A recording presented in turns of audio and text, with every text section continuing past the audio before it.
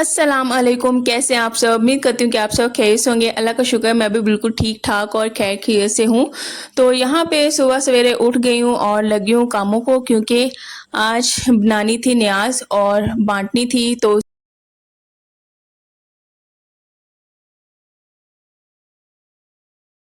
तो उसके लिए ना मैंने 3 किलो चावल लिए और उसके अलावा 1 किलो मैंने चने लिए। अच्छा, ये सारा जो सामान है ना, जिस दिन मैंने बनानी है उस दिन नहीं मैंने लिया, उससे एक दिन पहले मैं लेके रखती हूँ। और जिन जिन चीज़ों की मुझे ज़रूरत होती है वो चीज़ें मैं सामने ही रख दिया करती हूँ, जो मुझे चीज़ें चाहिए होती हैं।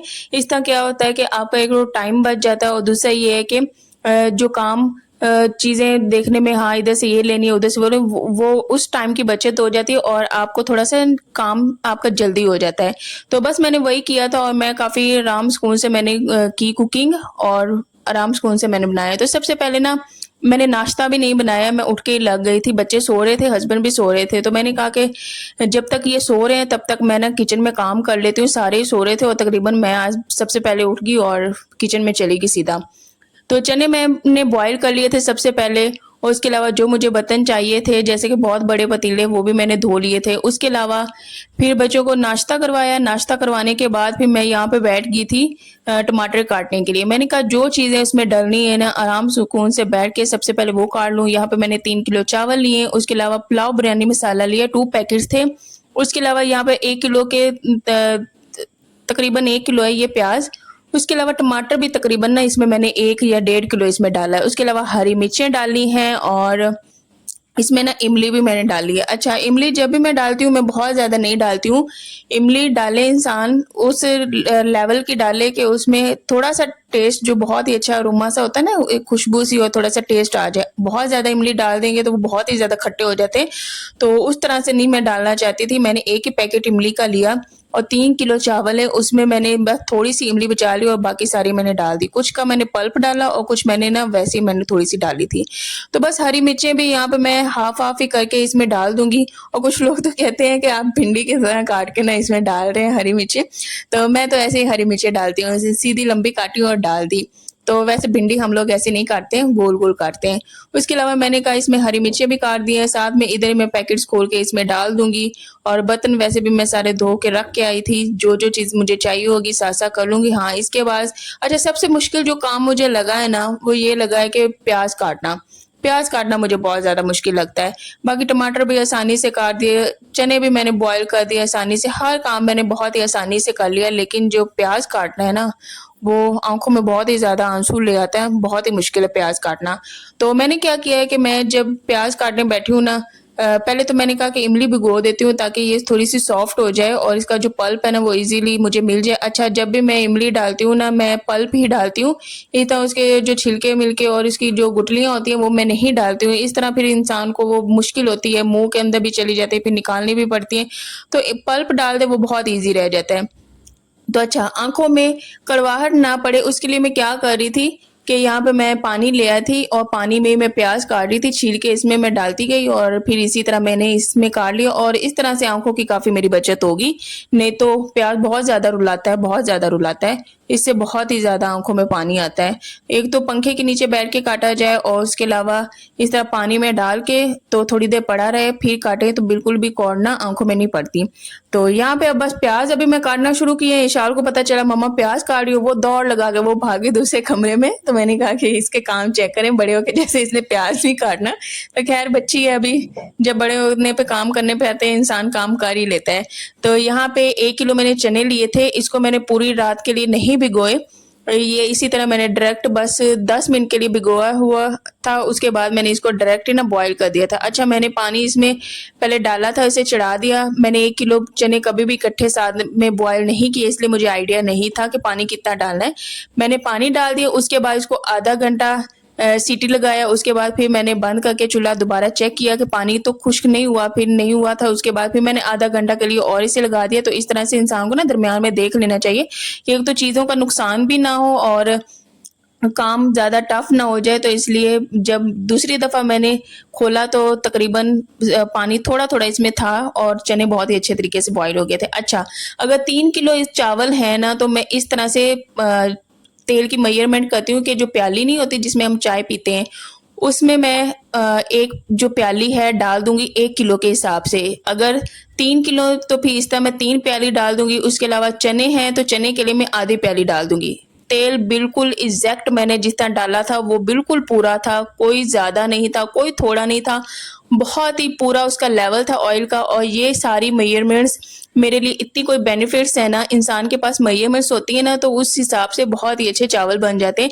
3 किलो चावल में 1 किलो प्याज डाला, किलो या 1.5 किलो के तकरीबन उतना ही मैंने इसमें टमाटर डाला। उसके अलावा जब मैंने चावल भिगोने थे ना उसको मैंने गिलास के साथ नाप लिया ताकि पानी डालने में आसानी हो। उस तरह से फिर मैंने पानी भी डाला। अल्हम्दुलिल्लाह, अल्लाह का जितना शुक्र अदा करूं उतना कम है। चावल बहुत ही ज़्यादा मज़े के बने थे।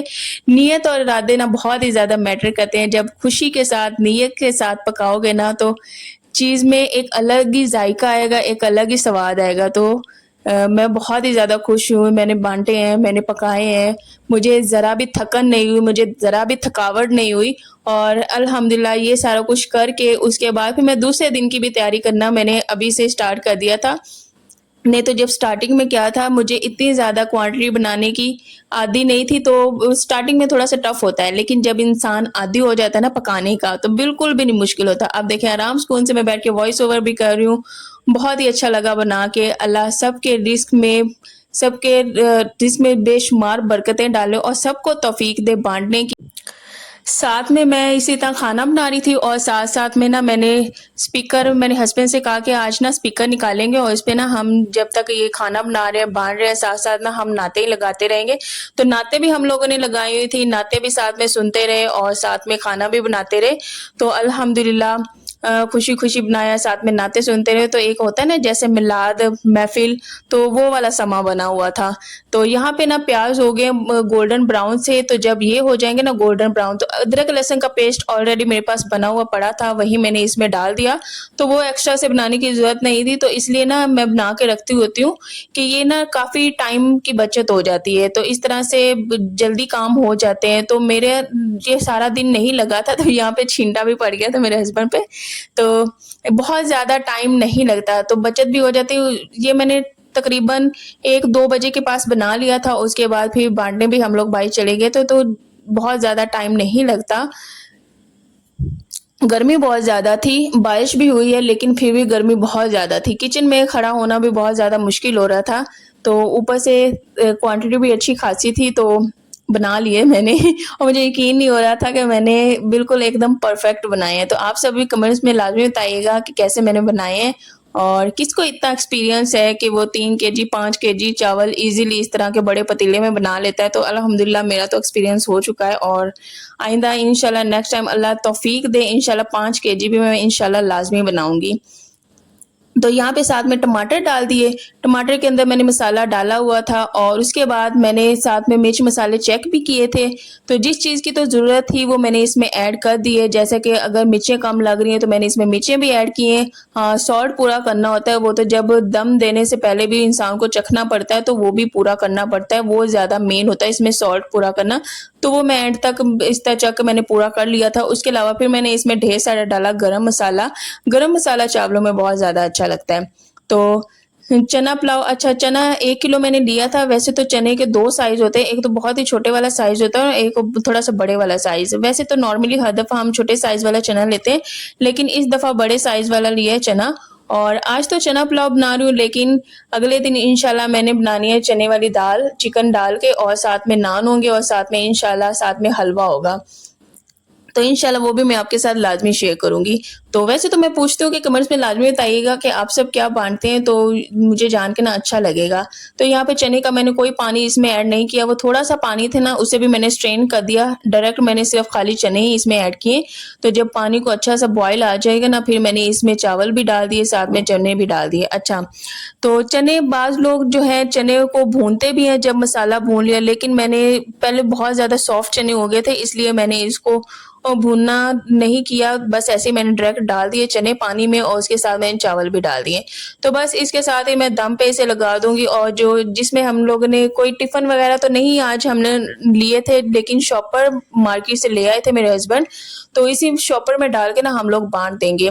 वैसे तो अगर बर्तन हो तो जैसे कि डिस्पोजेबल मिलते भी हैं तो मार्केट से मिल जाते हैं, तो एक तो वो महँगे भी काफ़ी पड़ते हैं और उसके अलावा उसमें सही भी रहता है, लेकिन शॉपर में भी हम जब छोटे होते मिलाते जाते थे ना, तो तब सादा से बंदे यार यही कर सकते हैं और क्या हमने करना है। जब भी मिलाने जाते हैं तो जब भी वापसी पे, तो वो शॉपर में डाल के दे देते हैं चावल। मैंने कहा शॉपर में डाल देते हैं, तो जब जब हम बाँट रहे थे ना चावल, बिल्कुल भी ठंडे नहीं हुए थे, बिल्कुल आराम सुकून से गर्म चावल थे और जिनको दिए थे उनको बहुत ही ज़्यादा खुशी हुई।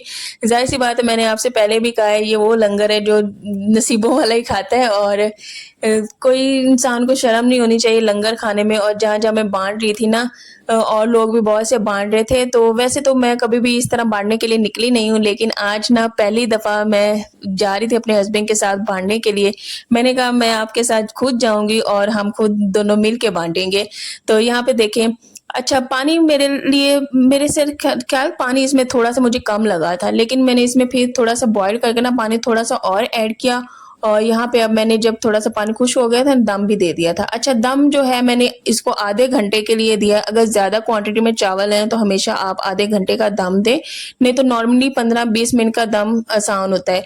तो यहाँ पे बड़े आसानी से मैं इसे हिला भी रही थी, तो ज़्यादा मुश्किल नहीं था बनाना, बहुत ही आसान था इसे बनाना। तो खुश भी बहुत ज़्यादा हुई हूँ कि चावल वाक़ई बहुत ही ज़्यादा अच्छे बने। तो पहले तो मुझे स्टार्टिंग में लगा कि नमक शायद थोड़ा-सा कम हो गया, लेकिन नहीं, अल्हम्दुलिल्लाह नमक इसमें बिल्कुल पूरा था।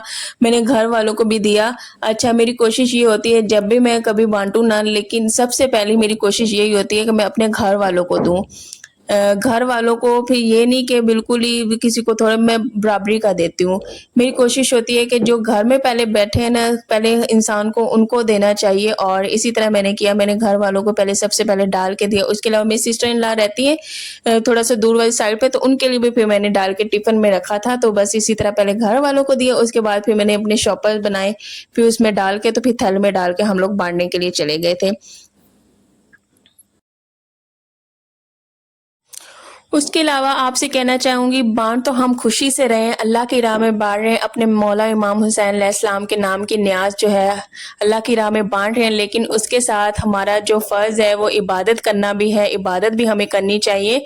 उसके अलावा बेशुमार दुआएँ एक-दूसरे के लिए करनी चाहिए। अल्लाह हम सबको मिल-जुल कर रहने की तौफ़ीक अता करे, हम सबको सेहत अता करे, तंदुरुस्ती अता करे। जिनके पास औलाद नहीं, अल्लाह उन सबको औलाद जैसी खूबसूरत नेमत से नवाज़े और जिन बहन-बेटियों की शादियाँ नहीं हो रही, अल्लाह उन सब की अच्छे-अच्छे घरों में शादियाँ कर दे। और उसके अलावा अ, जिनकी जो भी परेशानी है, मुश्किल है, तकलीफ़ है, अल्लाह उन सब की परेशानियाँ, मुश्किलें हल करे और हम सबको ढेर सारी दुआएँ करनी चाहिए। जो भी कुर्बानियाँ दी हैं हमारे पैगम्बर ने, अम्बिया अलैहिस्सलाम ने, वो बहुत ही आला मुकाम पे, हमें इज़्ज़त करनी चाहिए, एहतराम करना चाहिए और अल्लाह से ना दुआ माँगनी चाहिए कि अल्लाह ना हमें हमेशा सीधे रास्ते पे चलने की तौफ़ीक अता करे। गलतियाँ तो हमसे होती हैं, हमसे हो जाती हैं, जाने-अनजाने में गलतियाँ हो जाती हैं, लेकिन अल्लाह से हमेशा दुआ माँगनी चाहिए, अल्लाह हमें सीधे रास्ते पे चलने की तौफ़ीक अता करे, हमें एक अच्छा मुसलमान बनने की तौफ़ीक अता करे। ये दुआएँ भी इंसान को साथ-साथ लाज़मी करनी चाहिए और जितनी भी इंसान के पास तौफ़ीक हो, गुंजाइश हो, छोटी-छोटी नेकियाँ इकट्ठी कर लेनी चाहिए। इसमें कोई गुनाह नहीं, कोई बुराई नहीं, कोई हर्ज नहीं है, हम मुसलमान। दूसरा ये कि ये कोई दिखावा नहीं है, कोई शो ऑफ नहीं है। मैंने जो भी बाँटा अल्लाह की राह में, बस आपके साथ वो मैंने शेयर किया है, तो आप सब भी मेरे लिए ढेर सारी दुआएँ कीजिएगा, दुआओं में याद रखिएगा और कमेंट्स में लाज़मी बताइएगा कि आज का व्लॉग कैसा था और जो मैंने चना पुलाव बनाया आप सबको कैसा लगा है, तो किसका मोस्ट फेवरेट चना पुलाव, मुझे तो बहुत ही ज़्यादा पसंद है। इंशाल्लाह नेक्स्ट व्लॉग में मिलेंगे, तब तक अल्लाह हाफ़िज़, अपना ख़्याल रखिए।